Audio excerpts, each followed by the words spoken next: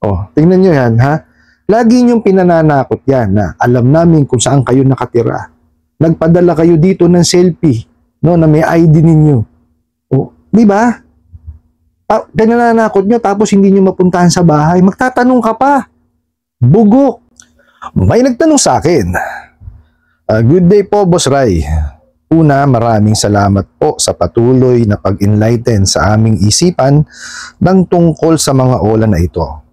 Ngayon lang po ay pinadala nila ako ng ganitong text. Nagtanong po ako sa aming police station, ngunit walang mga ganitong names. Ano po ba ang maganda dito? Salamat po. Saan ka namin pwedeng puntahan? Nandito na kami sa police station ng inyong lalawigan. Kasama sina Police Captain SPO4 and SPO4. Kusa ka na bang pupunta rito o pupuntahan ka na namin dyan sa bahay o trabaho mo? Wow. Right. Napakagandang katanungan po nito, no? At maraming salamat po sa inyong pagpapadala, no, ng katanungan. Pero bago ho natin sasagutin, imbitahan ko muna sana kayo na pakisuportahan po yung aking mga social media account sa YouTube, Facebook, and TikTok. Alright, sabi niyo ho dito is well, bago ho yun, maraming salamat po, no, sa panonood niyo po at pagtangkilik sa aking mga videos, no. Pipilitin ho natin, no, na gumawa ho ng mga content na makakatulong ho, no, para maibsan ho yung inyong isipan, no, sa mga panghaharas po nitong mga abusadong online lending apps na to, at para matulungan ko rin po kayo, no, na ma-share yung mga kaalaman ko po sa mga existing na batas at memorandum po na nakakasako po, no, sa pagpapautang. Okay? So sagutin na ho natin yung inyong katanungan. Sabi niyo po is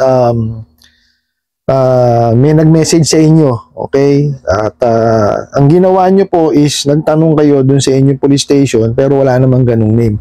Napakaganda po ng ginawa ninyo. No, tama ho yan, no? Kasi po, ang gagawin niyang mga, mga online lending apps na yan, no, is tatakutin kayo ng tatakutin, no? Para mawala kayo sa focus. Kasi ang gusto nila, nandun lang sila sa isipan ninyo, no? Bubuligligin lang nila ng bubuligligin yung isipan ninyo para kayo ay ma-depress, no? At magkaroon ng anxiety. Yan ho ang gusto niya, mga bugok na yan. Actually, hindi ko maintindihan bakit ganun, no? Kasi ang nila, ang hanap buhay nila ay magpautang. Di ba? Paano kayo makakabayad kung mangharas lang sila ng mangharas, di ba? Dapat hindi ho pagpapautang ginawa nilang tawag dito, negosyo. Dapat po, ang tinayo nilang negosyo psychiatric center. Tawag na yan. Diba? Ang hilig-hilig nila, totorturin yung isipan ng mga kliyente nila. Kaya paano makakabayad? Di ho ba?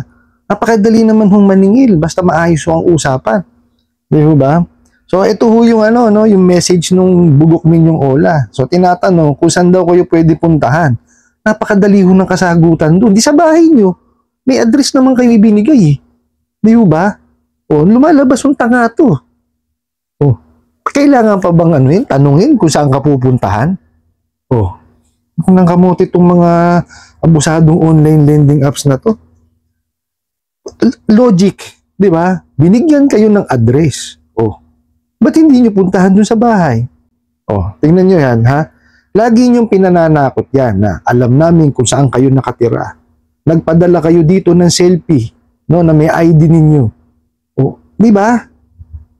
Pinananakot nyo tapos hindi nyo mapuntahan sa bahay. Magtatanong ka pa. Bugok.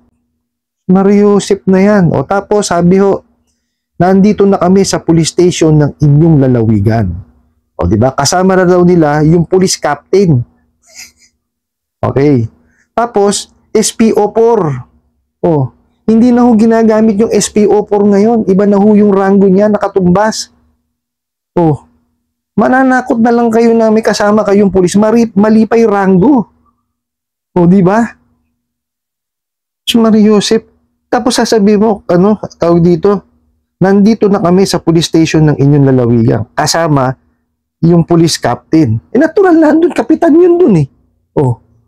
Di ba? Tsaka sa tingin nyo, makakapunta kayo sa makakatungtong kayo sa police station, malabo pa kayo sa alkitran, mga kaibigan. Sa dami, ng mga kasong nilabag ninyo or batas na nilabag ninyo, rather, hindi kayo makatungtong dyan. Tsaka yan, kagagamit nyo, pananakot ng mga kliyente ninyo, ginagamit nyo pati yung mga kapulisan natin, hindi kayo makakatuntong dyan sa police station. Baka ikalaboso kayo bigla dyan. Tapos gagamit title, hindi naman yun yung title. Binago na ho ang mga titulo ng mga kapulisan po natin. Hindi na ho ginagamit yung SPO4. Ano kayo ng mga kamote. Tapos inano nyo pa, sinasabi pa rito, kusa ka na bang pupunta rito? O pupuntahan ka na namin dyan sa bahay o trabaho mo? Diba? Hindi mo na kailangan sabihin yung pumunta ka na lang. Diba? So ano ibig mong sabihin? Pagka sinabi mo yun, anong gusto mong palabasin? Diba? Nananakot ka lang. Diba? Kasi wala namang kakayanan ng mga ahente ng mga abusadong online lending apps na yung pumunta ng bahay. Diba? Meron ho tayong susunod na topic. Hindi ko pa ho alam kung kailan ko kasi pinag-aaralan ko pa ho, Ito yung mga collection agency. Yun ho, itatopic din natin 'yan. Kasi yung bugok na collection agency na yun, bugok talaga. Mario Joseph, nabasa ko, uminit ang ulo ko Collection agency, tas ganun maningil. Ay nako. Babalik ko tayo dito, doon ho sa nagpadala ng tanong, huwag niyo hong paniwalaan. Actually, maganda ho yung ginawa ninyo, nagpunta kayo doon sa police station. Tinanong niyo ho kung meron silang kakilala mga ganitong pangalan, Kasi pagka hindi niyo ho binerify at natakot lang ho kayo, wala hong mangyayari. Di ho ba? Lagi ho yan, when in doubt, magtanong. Di ho ba? Mas mainam ho yan. Kuwari may mga pananakot o tungkol sa batas na minessage sa inyo, magtanong ho kayo sa abogado. Para hindi ho kayo, hindi kayo aligaga. Kasi ang numero unong numero uno yung kalaban dyan, is yung labis na pag-iisip. May stress ho kayo nun. Magkakaroon kayo na anxiety. Sa tingin nyo, makakapag-focus kayo sa sa buhay po ninyo. Hindi. Diba? Hindi nyo magagawa yung pang-araw-araw yung gawain. Diba? Kasi ang focus nyo lang is yung harassment na dinudulot ng mga bugok na online lending apps na yan. Di ho ba?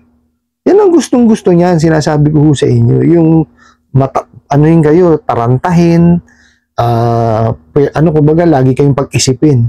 Kasi pagka nagawa nila yan, naging successful sila sa gano'n. Diba? Magkakaroon ka ng anxiety, tsaka ng depression. Gagawa ho kayo ng mga bagay na hindi nyo dapat ginagawa, kagaya ng panghihiram ulit sa ola. Mababaon ho kayo. Di ba? Yung isang ola nga ho, inahirapan na kayong bayaran Di ba? Tapos kukuha pa kayo ulit ng ng iba pang ola. Kasi para mabayaran nyo yung isang ola, katumbaso niyan 3. Instead isa lang ang problema nyo, dadagdagan nyo pa ng 3. Wala na. Di ba? Huwag nyo hong papasukin yung tapal system na yan. Yung mangungutang ka sa ibang ola para makabayad. Huwag nyo hong gagawin yun. Diyan ho magsisimula ang talagang sakit ng ulo ninyo. Okay na ho yung isa. At least yung isa na ho na yan, madali hong gawa ng paraan niya. Pag-ipunan nyo po. Tapos bayaran nyo, one shot. Tapos. Di ba? Hindi yung dadagdag ka na naman ng 3. Di 3 na sakit ng ulo mo, instead na isa. Di ho ba? Huwag nyo na hong huwag nyo na hong isipin or balakin yun. Hindi ho makakatulong sa inyo yun. So, pag ipunan nyo ho yan, bayaran nyo. Ganun lang ho kadali. Tapos, magpalit na kayo ng SIM card. Pero make sure ho, bago nyo isaksak yung SIM card nyo sa telepono ninyo, malinis yung telepono ninyo. It's either yan, natanggalan nyo sila ng access, tapos binuran nyo, or reformat po ninyo, or kung may extra kayong pera, bumili ho kayo ng bagong cellphone. Kasi ang nahako nila dyan yung telepono ninyo So kahit nasaksakan nyo ng bagong SIM card dyan, kung nahack nila yan, matatawagan ka ulit. Tsaka make sure po, no, na yung inyong social media is secured. Okay? Huwag nyo kumbaga i-private nyo, no? May mga naman ho, may mga tutorial naman ho sa mga sa YouTube, Facebook, tsaka sa TikTok. Meron ho niyan. No, pag-aralan nyo po para ma-private nyo at ma-secure nyo yung inyong social media. Kasi bubuligligin kayo ng bubuligligin yung mga yan. Wala hong ibang alam yung mga yan, kundi mamerwisyo. No? Yan ho magaling yan. Mga yan, no? Actually, ito sasabihin ko sa inyo, I commend you dun sa ginawa nyo kasi, kumbaga, nagkaroon kayo ng lakas ng loob na pumunta dun sa inyong police station, no? Para ho, harapin, no? Na, or tanungin sila na, meron bang ganitong mga pulis dito? Kasi, kumbaga, may lakas kayo ng loob ngayon na na harapin sila Hindi kayo natatakot Di ba? Which is tama ho, no? Pero hindi ko sinasabi na tapangan nyo yung nyo, kumbaga, pag nagpunta sa inyo, saktan nyo, wag yung gano'n. No? Kasi hindi ho masasagot ng isang marahas na pamamaraan, no? Yung usap sa mga sa mga abusadong online lending apps na yan, no? Sa mga kamanining. Kasi yung mga padadala ho nila dyan, no? Kung magpapadala man ho sila sa bahay, no? Mga collection agency na po yun. No? Hindi sila, kasi wala ho silang kakayanan pagpunta ng bahay. Hindi naman ho kagaya ng ibang mga online lending apps yan. No, may mangilan-ngilan na nakakapagpapunta sa bahay. No, ito pong mga abusado na to, no, yung mga revoke na lisensya, wala ho silang kakayanan magpapunta ng maniningil sa bahay, no? Saka magpunta man ho yan sa bahay ninyo, nakakagalang yan. Hindi niya alam ang gagawin yan. Sa nga ho, di pag tumatawag sa inyo di ba? Scripted. Pati yung mga messages na na pinadadala sa inyo, scripted din, copy-paste lang. So ano ibig sabihin? Wala hong alam sa paniningil. Di ba? Kaya wag ho kayong matakot na pupuntahan kayo. Kung puntahan kayo, di walang problema. Mas maganda nga ho yun Kaharap nyo. Di ba? Nakilala nyo kung sino yung kausap ninyo. Di ba? Tatagan nyo lang yung sarili po ninyo, no? Iwasan nyo mag-isip na mag-isip, no? Pinakamaganda ho niyan is pag-ipunan, bayaran. Yun lang naman ho ang dyan. Kasi nahiram ho natin yan, no? Obligasyon natin na bayaran. Ang masakit lang kasi talaga is pinautang kayo nang hindi nyo alam, no, yung kumbaga yung magiging responsibilidad ninyo, no? Kaya ho sa susunod, kung manghihiram ho kayo, doon kayo sa mga legitimate lending financing at bangko na may mga online lending presence din, or kumbaga may online presence din po, no? Kumbaga recorded online lending platform, no? Basta ho web-based, no? Web-based ho ang hanapin ninyo kasi doon wala hong wala hong nakawan ng detalye doon. Yun ang pinakamaganda ho doon. I hope nasagot ko po itong katanungan na to at maraming salamat po, no, sa inyong walang sawang pagsuporta at panonood sa aking mga videos, no. At sana po itong sagot ko makatulong po, no, para maibsan kung ano man po yung inyong nararamdaman, no, or nasagot ko to para makatulong po sa inyo, no po. At kunin ko po itong opportunity na to, no, para imbitahan ko kayo na suportahan po sana yung aking mga social media account sa YouTube, Facebook, and TikTok. Hanggang sa muli po, yun lang.